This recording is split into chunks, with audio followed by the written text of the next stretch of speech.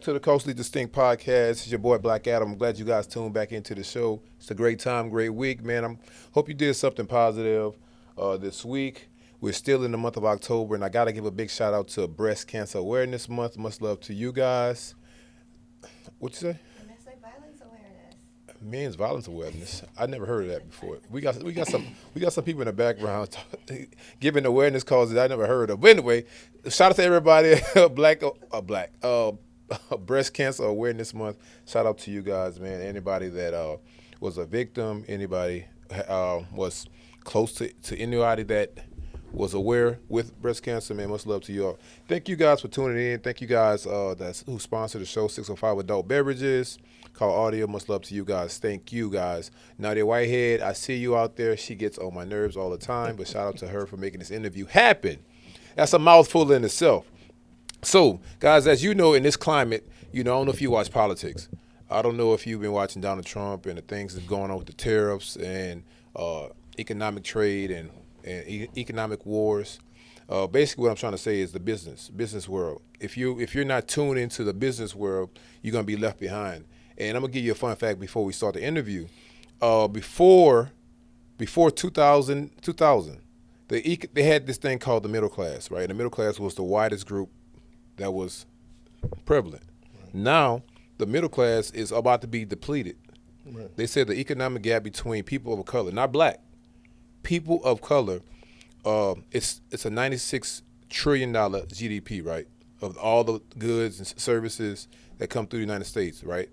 They said out of that, people of color only have 0.01% of that. That's how large the economic gap is in the country. So, guys, I'm saying that to say because this podcast that I have this brother. He's a businessman. He understands the business. He's dove into business. He's also part of the business world, the business structure, and we're going to talk about that today. I'd like everybody, welcome to the show, my brother, Daniel Ware. How you doing, brother? Hey, man, nice to meet you, man. You're right. It's interesting you talk about the disparity in the wealth gap in our community and black and brown communities. I was just in L.A. recently as a part of a group called Equity Angels. And Equity Angels, what they do is they're trying to funnel private equity funds and venture capital funds into our community because those numbers seem almost identical to what you were just talking about. Mm-hmm. Of all the venture capital money that's out there right now, almost none of that goes to our community. Zero. It's zero. So, it's a real issue, and a big portion of that is housing. Yeah. We're gonna get into that. So, to your point, I know. So shout out to Savitra Wilson. She's a venture capitalist in Louisiana, and she's raised over $20 million for her projects. But she's the only black woman that I know that's doing it.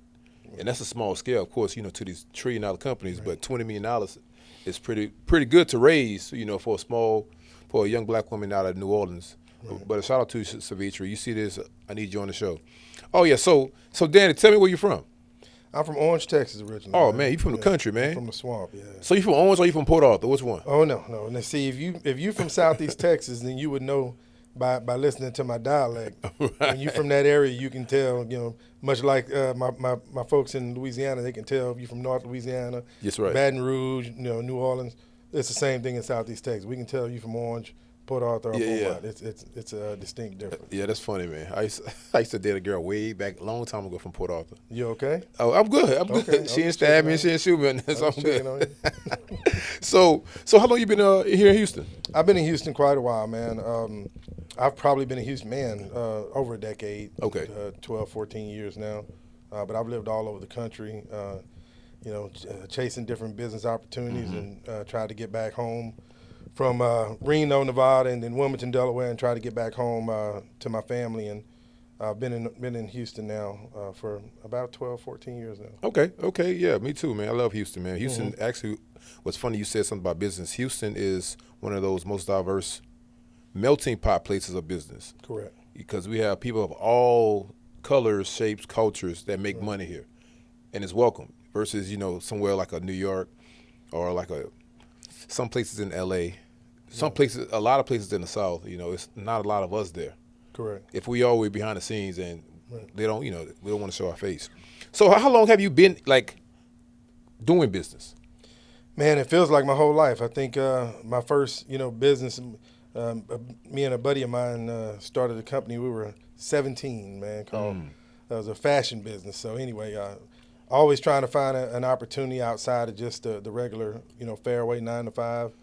I was always taught that, the only way you could really, build wealth was to be on the front of the check, and That's right. Absolutely. not the guy signing the back of it. And so, it's been a journey, but it is my belief. I'm a history nerd that all wealth basis comes from land. Mm-hmm. Yeah. And that's kind of what led me into this industry. Okay, so I know you mentioned I like where you're going with that. So land is something that you can't buy. I mean, I'm sorry, you can't make. Sure. Right. That's the only thing that you can purchase that you can't make. Right. Right. And they can't make no more of it. They're not making any more of it. Right. They can move it around, but they can't make any more. Correct. All the land's already here. Why is land so important? Well, if you think about, you started off talking about politics. You think about the country as an organization, as a business, because that's what it is. There's a reason that, when you open up history books and you learn about the conquistadors and different, colonizers, the primary reason was for the wealth. And the wealth, we like to think of it about, resources. Well, Right. the biggest natural resource is the land itself. Right. And so, if you want to think about, how, once upon a time when this country was colonized and they were doing land grants and spreading people all over the country trying to, go with the manifest destiny, all of this ultimately, today is tax dollars that are returned to the state level and federal governments. Correct. Right. And so, in order to get a piece of that wealth, you got to get a piece of the land. And if we talk about the black and brown community and disparity of wealth, you got to go back to disparity of home ownership. And we can have an argument about how we got here, but ultimately, until we can start owning a piece of this land, it's going to be really hard to build wealth. So I have not a rebuttal, but it's a conversation. Sure. Because I have these conversations all the time, especially when so in the 1970s and 60s, they said for black people, that's the largest group of people, blacks, that own homes. Okay. In the 70s. Now they said in 2000 to 2025, a lot of people of color don't own homes because they said outside of investment properties. Okay. I'm saying living. It said that it's a bad investment to own a home. Now we're not gonna get into like the larger pieces of property, commercial Right. and all that yet, but I'm just saying just owning a home. A lot of people, new generational people say that's a bad investment. What you say about that? The first thing I would challenge your stats on the 70s, 60s, and 70s as being the largest cohort of landowners or homeowners, because we were, never in this country more, I say never, the United States, more than 13, 14% of the population. So I would first challenge that because that would mean almost no white folks is owning homes, and we know that's not true. Correct. If you're a college football fan, research the Oklahoma Sooners, right? And so, these people were giving land grants on a small scale of 125 acres of land, and that was, that's about as small as you could get them in today's, 70 cents an acre. Right. And I'm talking about $1. I'm not talking about 70 cents on the dollar. And so they were just giving this land away. Right. And so, if you want to, and we look at history books and we see these things like Manifest Destiny, you feel like that was just so long ago. But, we're only talking about a few generations ago. No. It wasn't that long ago. No, it wasn't. And so, we can go down and look at, macroeconomics and then microeconomics and say, for your specific use case, maybe owning a home isn't the smartest thing to do right now because maybe you're not in an industry that is, because every house has an address, right? Maybe you're not in an industry that guarantees you're going to be in this place right now. With that being said, if you're in a housing market like Houston, you could pretty much close your eyes and throw a dart. It's hard to buy into a bad location in Houston, Texas, right? And so, and that's what I mean by that. That conversation will be different in different parts of the country. Every area of the country is not growing. We know Houston grows, 100,000+ folks every single year. Every year, yeah. Because of that, if we were doing the math, you got to build a whole lot of houses to fit all those people, even if we're accounting for the people that could never be homeowners. Mm-hmm. And so if you do that, then, we're talking about now supply and demand. Right. Whether you're talking about dirt or an actual structure sitting on the dirt, it's just not a bad investment here. Yeah, and that makes sense. That does make sense, and I like that argument because a lot of my people in Mississippi, Florida, not Florida, Mississippi, Louisiana, Alabama, Okay. a lot of these rural areas where you can purchase a home for little or nothing and have a lot of land. Sure. That might be so true for them, but like you said, Houston, Dallas, Austin. Austin is like the hottest place in the world, like in the United States right now to live. Everybody's leaving wherever they're going to go to Austin for whatever reason. They got something in Austin that some of us don't know about. Everybody's going to Austin right now, but that makes sense. Yeah. Well, and there's also a time element too, Mm-hmm. right? So just to blanketly say, home ownership is not a good investment. How long are we talking about? If you're going to buy a home and you're going to pay it off, then it's probably a pretty good investment for your kids or for your grandkids. Yeah, I know, right? Right, and Yeah. so what span of time are we talking about? Houston's such a big place. It's so spread out geographically. Houston is the second largest city in America outside of Jacksonville, Mm-hmm. and you can't build all over Jacksonville because most of it is swampland. It's water, yeah. And so, the footprint of Houston is one thing that makes it very attractive. But a moment ago, you talked about the diversity and the different job centers of Houston. Mm-hmm. 20 years ago, the only thing people talked about in Houston was oil. They Yeah. want to look at the WTI, and it's just not the case anymore. Right, yeah. Well, they're still making money off of that. It's just not. Well, it's just not the. Houston has the largest medical center in the world. Yeah, Right. And yeah. so people come here for a lot of different reasons. And Mm-hmm. once upon a time, if you weren't going to work for ExxonMobil or Right, Chevron, Chevron, Halliburton, all those places. right? Yeah. And now it's just so diverse. Yeah.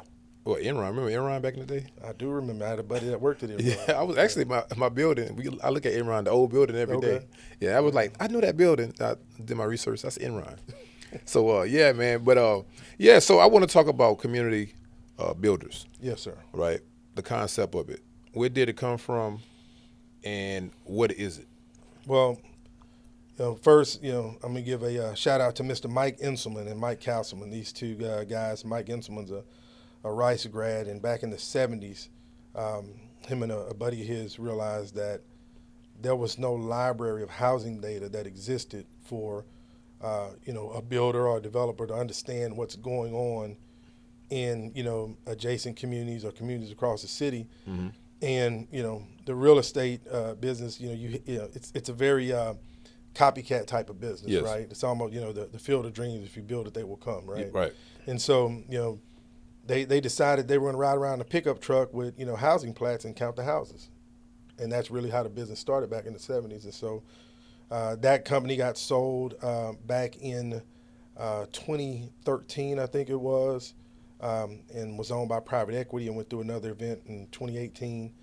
And when it went through the second event in 2018, I was working for the company. Okay. Mike Inselman had retired back in 2012. And a buddy of mine, Lawrence Dean, who for a long time has been looked at as the local market expert. If you've heard that name, you've probably seen him do the annual forecast for the GHBA, the Greater Houston Mm-hmm. Builders Association. He's the guy that does the prognostications on, how many homes we're going to need to build or how many Okay. will be built, in the market for the next year. But me and this guy worked together for many years. I think he's the smartest guy on the planet for what he does, and that's Houston housing. Yeah.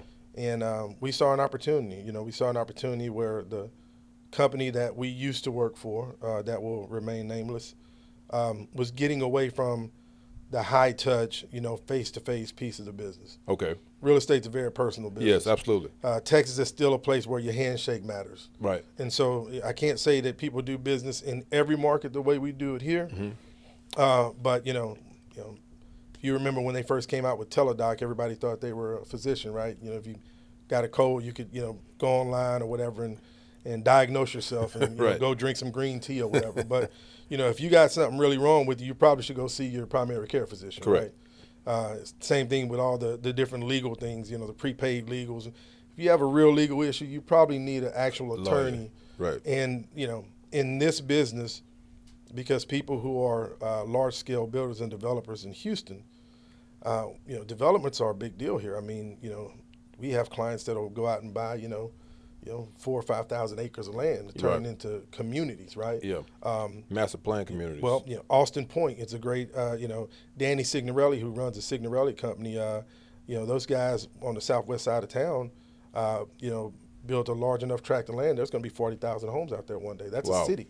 That is a city. The same thing with Sienna, that's a city. I know the guys, Jim Jenkins and Toll Brothers and Johnson Development, who is responsible for that development. And so that affects everything. And, having a trusted advisor with real data, boots on the ground data, to help you with strategic planning, right, it's extremely important, because you don't want to make a misstep, on a $10,000 piece of land, much less, 45, millions and millions, yeah. Hundreds of millions of dollars worth of investment. And so that's what we do. We make sure that our clients have all the information so that they can make the best decisions on, for the most part, large-scale housing projects. So I want to know how the brother you just named, how do they forecast that? Which is going to be popping? What's going to be like the new thing? Because it's like a cheat sheet. That's exactly what it is. And so I'll explain it to you, in the most basic way, because it is basic, right? Okay. It really is basic. So right now, in what we call active communities, active community just means it's a, new community outside of the Beltway. And I make that nuance because inside of the Beltway, if it's an active community with at least 4 platted lots, we'll count that. Okay. If it's outside of the Beltway, and if you're from Houston, and Houston is made up of many different highway rings, right? You got 45 around downtown, you got 610, you got Beltway 8, Highway 6, 99, keeps going out, right? Well, outside of Beltway 8, if you have a housing development, new construction, single family residential, that is at least 8 platted lots, we're going to count those. And so right now we're driving active communities that have some, level of construction or either purchased land, 931, I think it is, active communities that we drive every 90 days to collect this data. So Wow. to give you an idea of how much driving that is, the company I used to work for did this task with about, 5 to 8 drivers every 90 days. I currently employ 22 drivers to collect this data, all in a 2-week time span. We're driving over 4,000 lots, 4,000 subdivision sections. One section could be 250 lots. I mean, Wow. this is a lot of driving. Over 19,000 miles every 90 days. And what they do is they literally drive and count every lot and document every stage of every development, of every piece of construction. And so, how do you, make those kind of prognostications based off the amount of data, right? And so if you have, me and you are going out, we're, presenting data on 10 things, and we got 7 of them right and 3 of them wrong, it's really we're not accurate at all, right? Right. But you're talking literally about millions of lots. We're talking about, not just the actives and not just the vacant developed lots, but we're counting every single model home in the city. Okay. We're tracking every single floor plan of every active builder. So these are 16,000 plus floor plans that we're updating the base plan pricing in our system every 90 days. Okay. And when you have that much data, then, data creates trends, right? And so we're able to go into a community, and I'm making this up, but, and a community level is probably not even a fair way to do it. We're able to go into an area, a 3-mile radius of a community and say, in this area, most of the new homes, are about, 450,000 is the base plan price. I'm making that up. And if you notice that the absorption rate in that area is 150 homes every quarter, then unless there's a big change in the economy and unless they don't have enough inventory on the ground, It's gonna stay that price. there's going to be 150 more, and Yeah. that price is going to stay the same, if not increase, Yeah. based on demand. And so it's a lot of different nuances, but that's kind of how we use the data to help advise. So you know what? I blame y'all. I just brought a house out here, and I blame y'all. You know why? I was waiting for the market to go down, Talk to me. and it was Well, 30. you got to stop people from moving here if you want the market to go down. Look, and I'm in an area. I'm downtown, right? Okay. But downtown, East downtown, the area, right? And the average house, of course, you say like 450. That's a hot area.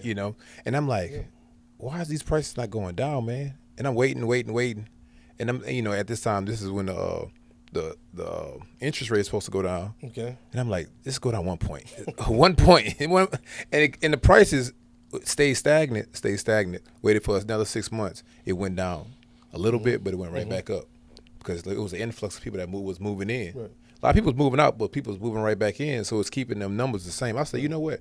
I might just go ahead and buy now because it's not going to get worse. It's going to get better. Right. So how do you feel about it now that you're in the house? Do you want those prices to go down? No one to go up. Absolutely. All right, You know what there I'm saying? we That's go. an investment. So look, from 2014 to 2024, we observed Houston grow by 1.1 million people. Okay. Right. And so every year in Houston, new single-family residential housing, we're building, and I'm talking about I'm talking about the for the most part, the large-scale public builders. You also got some large privates. But we're building almost 40,000 homes in Houston every year. Wow. That's like building a Corpus Christi, Texas, in Houston every single year. But how is that possible? A couple of ways. Well, let me say this. That's the wrong question. Come on. How is that possible to build a what's the word I'm looking for? A resilient home? Because some of these homes are like toothpicks, like No, like that's, paper. that's, You know what I'm that's saying? a They good like point. That's a good point. like So- you could knock on a brick and you could hear on the inside. So we just talked about Texas being a handshake, good old boy, relationship driven market. One thing that prevents a lot of what you're talking about, and there's going to be one-off cases, so Okay. don't call into the show saying I don't know what I'm talking about. But let's look at the numbers, right, and think about percentages. You have over 1,400 active builders in Houston right now. That means companies that are registered that are going to start. And a housing start means you pour the slab, you're building a house. You start the process, yeah. There's going to be over 1,400 active builders that are going to start houses in Houston, in 2026. Okay. Right? But about 85% of the construction that happens in Houston in what we call builder land, I mean suburban Houston, Okay. which is you can't build a lot in town because you just don't have the land, right? Right. You got to keep going further Yeah, keep out. going out, yeah. That's going to be done by about 60 of the top builders. Okay. Are going to build about 85% of all of what we consider Houston. 60. About 60 builder companies. They're going to build 80%. About 85% of the all of those homes. houses. Okay. And so I just told you the number is almost 40,000, right? Correct. And so in that number, it's nuanced. It's about 39,000 what we prognosticated for this year. That's going to go down 8 or 9% next year, but still the long-term median in Houston is just over 31,000. So we're way above. Way over that. Right Oh, now. yeah, absolutely. We're rocking and rolling right now.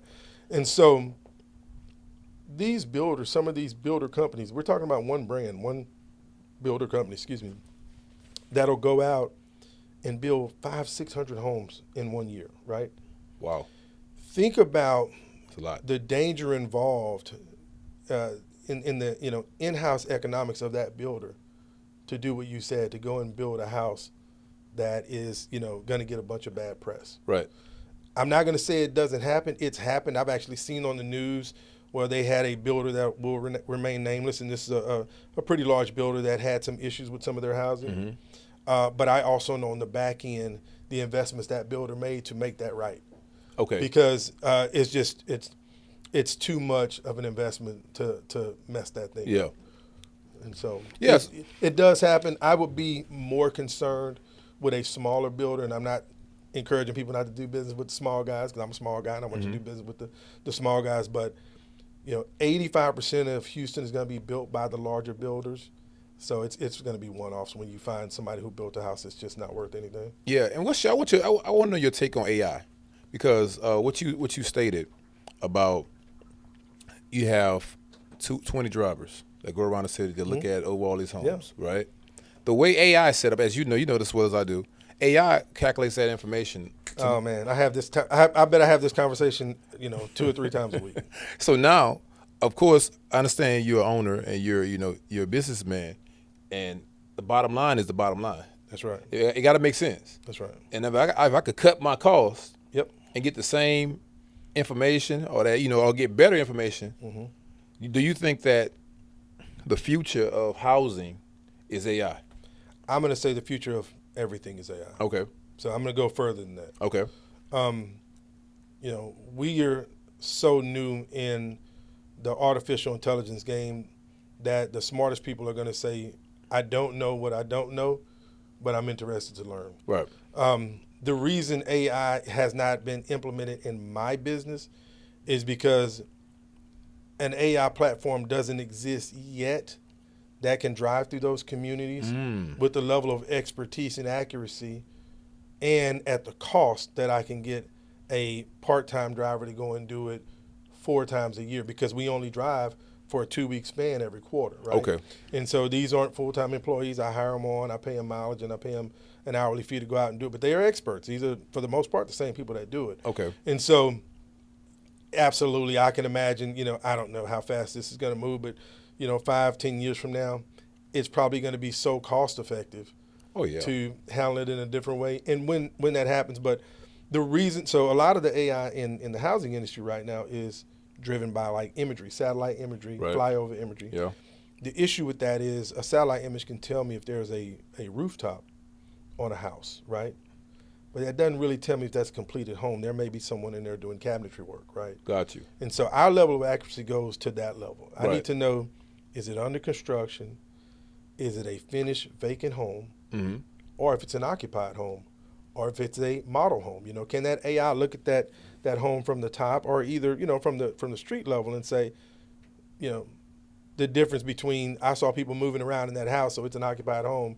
No, it actually is a model home that, maybe they didn't have the signage up yet or something. And so it's very nuanced, but this is a very basic thing that we do at a very ludicrous level. Okay. Right.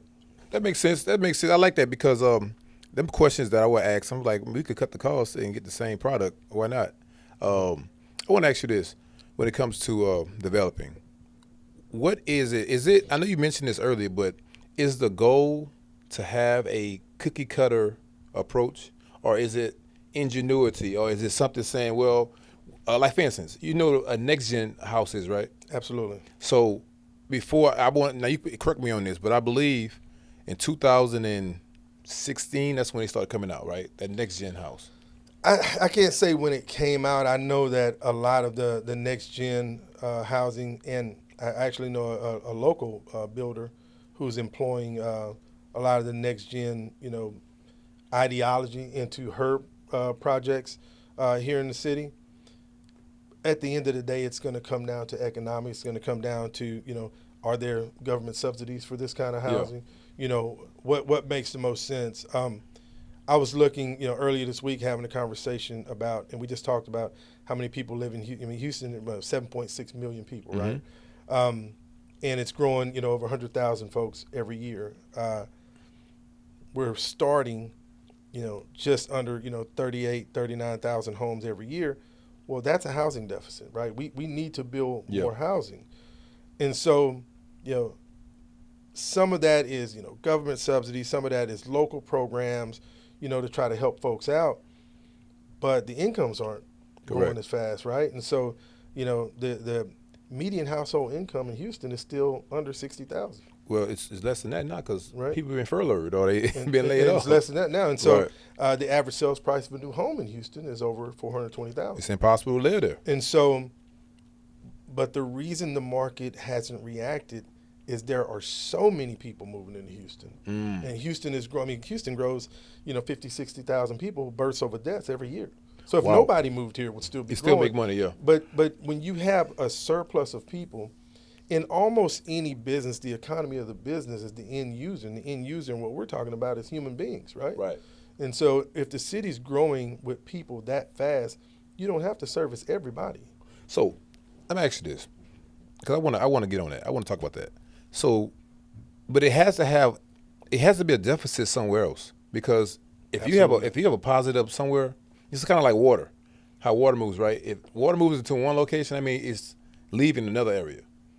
That means that area is depreciating. I agree. Right? So when we talk about gross domestic product, when we talk about the United States as a whole, I understand like places like Texas are hot, but places like California.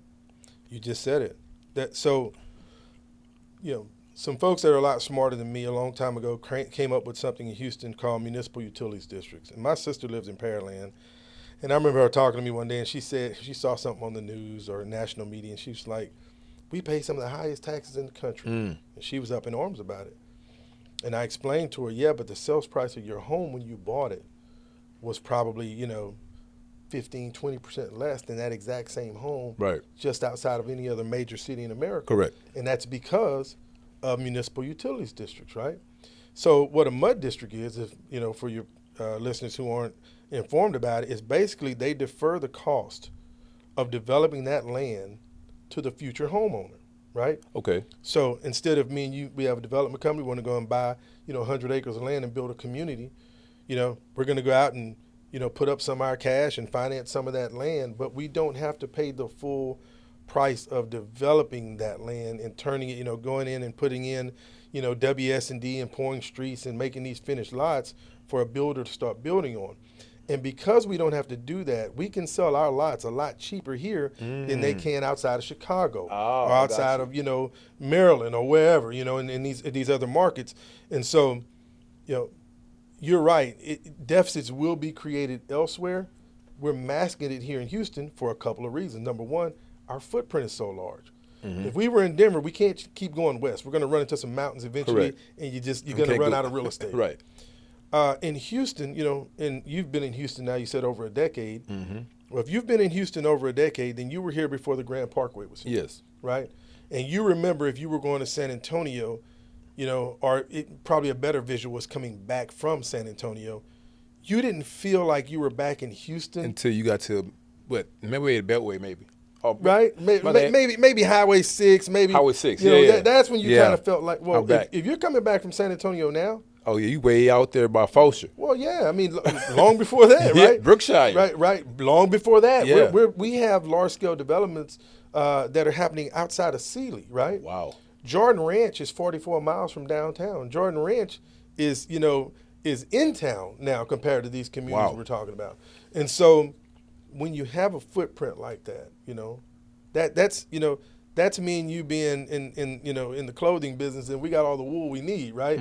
You have to have the land, you have to have the cost basis. The land is going up, all those are challenges. But I always tell people that the local developers in Houston, large-scale developers, I brought up Danny Signorelli, I brought up the Johnson development, Bullfox development, these folks are smart enough to not get over their skis. And what I mean by that, you go into some other markets and you'll notice that these developers, for, the sake of making money and trying to compete with one another, they're deploying lots at a rate faster than the communities can, or the end users, the buyers, can absorb the homes that are being built on them. And when that happens, you start messing up the economy of the whole business, right? That's just something that doesn't happen in Houston very often. And I say very often, when the big housing boom bust happened, back in 08 and 09, Houston didn't participate in that like other markets did. They didn't, right. And a lot of that, we can argue about, who saved it. The banks had a lot to do with it because they were smart enough to kind of hedge their bets and not get over their skis. But, in my line of business, I would argue that the local builders and developers had a lot to do with that because they were smart enough not to put too many spec homes down, Correct. not to develop too many lots too fast. And that stopped, when folks were losing houses left and right because of the bad mortgages. That stopped from crashing the local economy. Well, yeah. And that's why Houston's another, it's another reason I said it's a smart bet for buying a house in Houston. Well, I think it's two reasons, too. I think natural disasters would cause Houston to slow down, too, because they had a big influx of people from another state, which was a whole nother dynamic. I was here when it happened. And it was like, okay, well, we can't really do too much. We have to aid the people first. Yep. And then since the market crashed in 08, it's like, okay, well, we didn't really invest in that yet. That's right. So now they're investing in it. They full-fledged. Houston is 10 toes down. They rolling. A big part of Houston economy is building more Houston. And Houston has job centers in every corner of this city. And because of that, I laugh when, I hear people complaining about Houston traffic, and I say, well, go spend a week in Oakland. Go spend a week, Yeah. outside of Manhattan. Oh, he's ridiculous. We have an awesome infrastructure. I am on a board of the West Houston Association where these guys have a program called Project 2060. Okay. Where they're already planning that far out for different highways and byways, and you think you have things like the park and ride that are on the Grand Parkway out, on the west side of town. Houston. Again, we have our gripes and our issues, but if you look at the infrastructure, you look at the people that are making the decision to put the homes on the ground. Yeah. We're in a pretty healthy space right now. Yeah, I think Houston is a place right now. All the places that I've been in terms of the United States, Houston is one of those places where you can still get a lot of business done. You can still live pretty nice. Yep. You can still experience multiple cultures. Yep.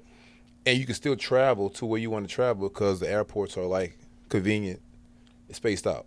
That's right. You were talking about diversity. Where we're sitting right now is just outside of the most diverse zip code in America. Talking about the Heights? Yeah, the Heights. I live right around the corner from Oh, here. okay. So 77007 is the most diverse zip code in the country, and that's another thing that attributes to a healthy economy. Yeah, that is true. We could go out and eat every single day this year and not eat at the same restaurant and eat at different types of places and have good experiences because it's a lot of healthy competition. So, if you have a business in Houston, it behooves you to do a good job and stay up to speed because there's a lot of competition. That's a good thing. That's a good thing for pricing. Yeah. That's a good thing for the consumer. It's good for business. Good for business. Good for business. So I want to ask you this, Danny. What are some takeaways that you want people to take away from what you do and what community builders do? Well, we were talking and we spoke about home ownership, right? I would encourage people to just get all the information, regardless of what your situation is. If we're dealing with people, the Lennars of the world, the K. Hovnanians, the large scale builders, if those types of companies, a lot of these companies that are publicly traded, Wall Street money, if they see it fit to do their homework before they start deploying capital, then I would say the same thing. Especially now, I'm talking a little bit more to the minority community because a lot of times I talk to people about starting businesses. Yeah. The one piece of advice I always give people on whatever your business is get the math right. Okay. Get the math right, right? You can cook really good, and so all your friends have been saying you should open up a restaurant. Maybe that's fine. Take some classes on restaurant management and all that, but get the math right. Understand, and I think. It's the reason that 80% of small businesses go out of a business in the first year, and then 80% of those go out of business by the second year. Yeah. And it's because we don't get the math right. Correct. You have to understand that while you're selling those burgers at your new restaurant, there are state taxes that you got to send off every month. You got to pay franchise taxes, state taxes. That's right. And so, you got to have match FICA, Medicaid, and Social Security for all of your employees. Yep. If you want to be competitive, Don't remind me. Don't remind me. But you know what I mean. You have to have health and dental and vision insurance available for your folks. You have to have a matching 401k if you're in that type of industry. Right. And so, I think it's important to get all the information, get the math right, and get a mentor. Okay. Get a mentor. There's a gentleman, if he's listening, named Bruce Venison. I'll share this link with him. But Bruce was probably the toughest boss I ever had many moons ago. And, outside of my father, he's probably one of the most impactful guys in my life because, if we always say iron sharpens iron, right? If you're in the room with your buddies and you're the smartest one in the room, you need to get out of that room. That's right. You need to get out of that room. Surround yourself with people that, are smarter than you, that have more than you, that can, help you along the way. And that's the advice I would have, man. And, if you are a developer and you're trying to break into the housing market, reach out to me. I've given away more than I've charged for in my career. That's good, man. Anything I can do to help people, I want to do that. So how can I reach out to you? You can absolutely reach out to me.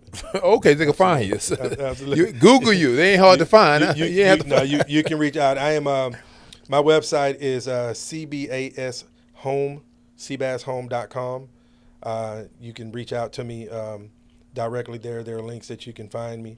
But again, reach out if not me, and you're thinking about getting into this business, hedge your bets. There's a lot of local brothers that are doing great work. Shout out to my buddy Greg Monet, who has his own development, Monet Properties.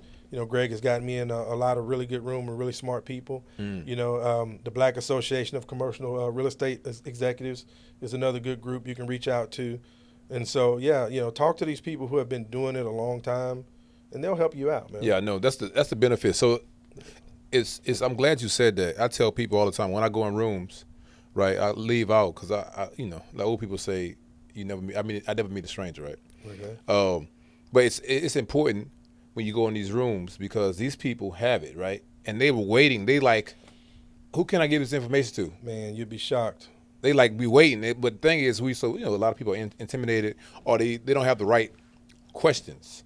And we like to compete against one another. Okay. We feel a certain way about another brother. And again, I'm talking to my people right now. Competing in a space that maybe you want to be in. We can we can do more together. Absolutely. And so reach out to people that are doing the things that you want to do, and it's okay to ask for help. And it's one of my it's one of the things I do more than anything. I will reach out. I will use my favors. I also ask, how can I help you? But, that's right. I'm going to reach out to my friends in the business, and none of this would have been accomplished without all of my friends in the business. When we got ready to start this business, myself and my business partner, Lawrence Dean, we literally started a campaign going around talking to all of the builders, bankers, developers, engineering firms, folks that we had done business with in the past. And, with hat in hand said, hey, this is this thing we're building, but we can't do it without you guys. Right. That's important, man. Look, this is a lesson I learned a long time ago. They said it's better to have 25% of a watermelon than 100% of a grape.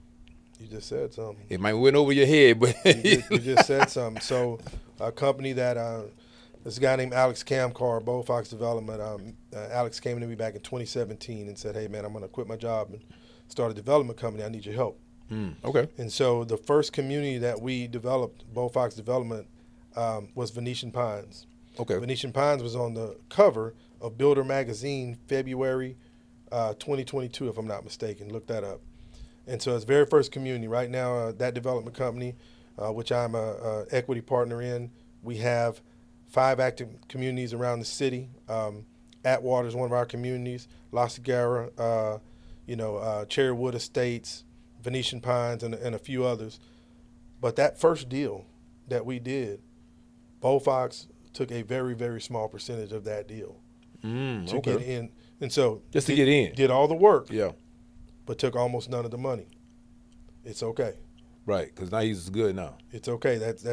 It's okay to take, like you said, a smaller portion of something now for a bigger portion later. Right, and you got to people. That's business. We go.